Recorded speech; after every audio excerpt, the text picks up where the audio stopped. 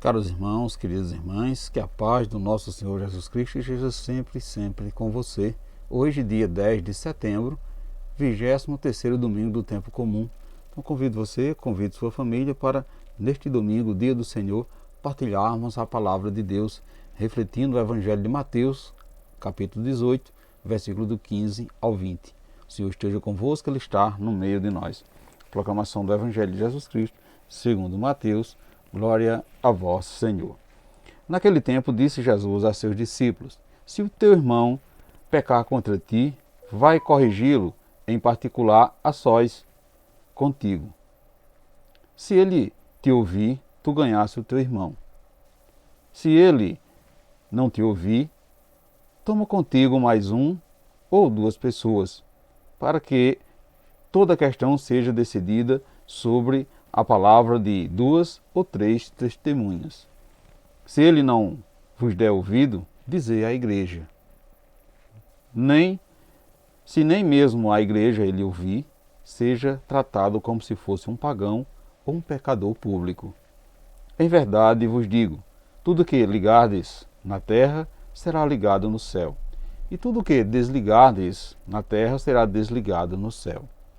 De novo eu vos digo, se dois de vós estiver de acordo na terra sobre qualquer coisa que quiserem pedir, isso vos será concedido por meu Pai que está nos céus. Pois onde dois ou três estiverem reunidos em meu nome, eu estou ali no meio dele. Palavra da salvação, glória a vós, Senhor. Amados irmãos, queridas irmãs,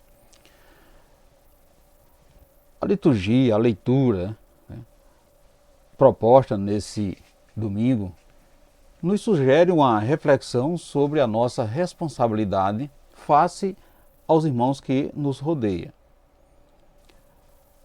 Afirma claramente que ninguém pode ficar indiferente diante daquilo que ameaça a vida e a felicidade de um irmão e de tudo que somos responsáveis pelos outros. Ou seja, necessitamos assim colocar no nosso coração, na nossa mente, que esse evangelho de hoje vai nos falar sobre a correção fraterna. Quando um irmão pecar, prejudicando o bem comum, a comunidade age com prudência e justiça, procurando corrigir o irmão. Reunida em nome e no Espírito de Jesus, a comunidade tem o poder de incluir ou excluir pessoas do seu meio, isto é, incluir ou excluir as pessoas. A missão dela, porém, não termina com a exclusão do pecador. Ela deve procurá-lo como o pastor que sai em busca da ovelha perdida.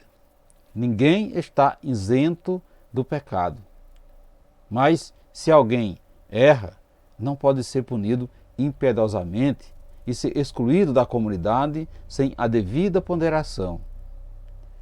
Amados irmãos, queridas irmãs, havia nas primeiras comunidades cristãs uma tendência a resolver com uma certa dose de leviandade os casos de desvio de fé.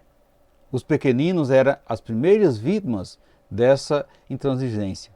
Então deve-se percorrer um longo caminho antes de se tomar a decisão de afastar da comunidade alguém que errou. O primeiro passo consiste em ser advertido a sós por quem se sente ofendido. Isso pode ser suficiente para que a pessoa refaça sua conduta. Pode, entretanto, acontecer de a pessoa não se deixar tocar e persistir no erro.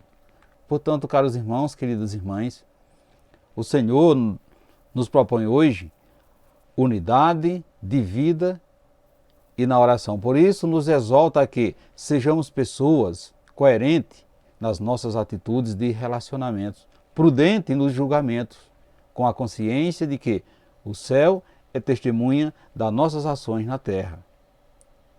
Meus irmãos e minhas irmãs, o Senhor nos afirma que seremos atendidos na nossa oração em comum quando tivermos unidade uns com os outros nas nossas reivindicações.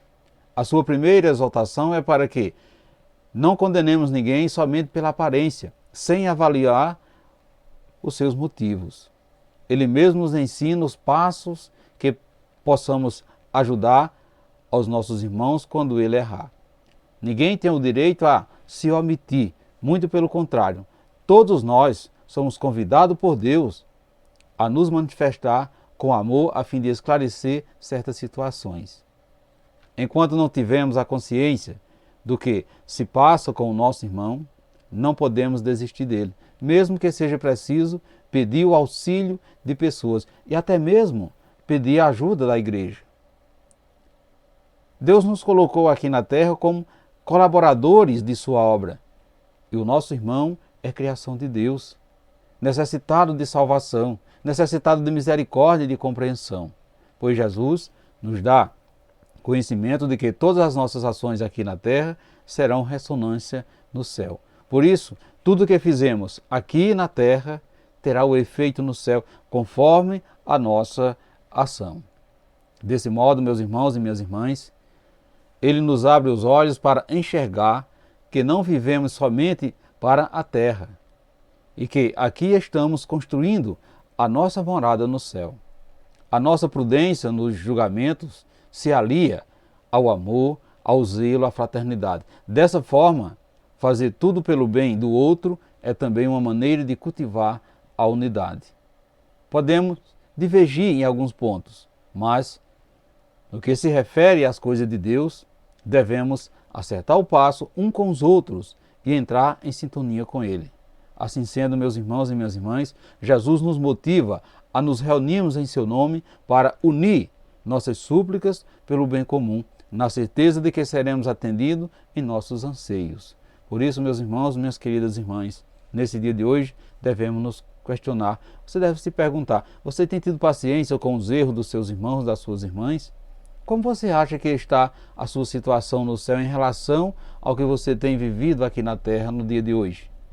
Qual é a primeira regra para os nossos relacionamentos? Caros irmãos, queridas irmãs, você costuma se unir com os seus e com os seus amigos e suas amigas para pedir a Deus, em nome de Jesus, alguma coisa em comum? Qual é o resultado dessa experiência que você tem vivenciado? Reflita nesse dia de hoje, meus irmãos e minhas irmãs, e peçamos ao Pai que a presença do seu Filho ressuscitado na comunidade cristã seja um incentivo para que nós busquemos cada vez mais pautar nossas ações pela luta da sua santa vontade. Assim seja. Amém. Amados irmãos, queridas irmãs, desejo a todos vocês um santo e abençoado dia do Senhor, um santo e abençoado domingo. E que desça sobre todos vós a bênção desse Deus que é todo-poderoso, Ele que é Pai, Filho e Espírito Santo. Amém. Fiquemos e permanecemos sempre nessa paz que vem de Cristo, que é o nosso Salvador, agora e sempre. Amém.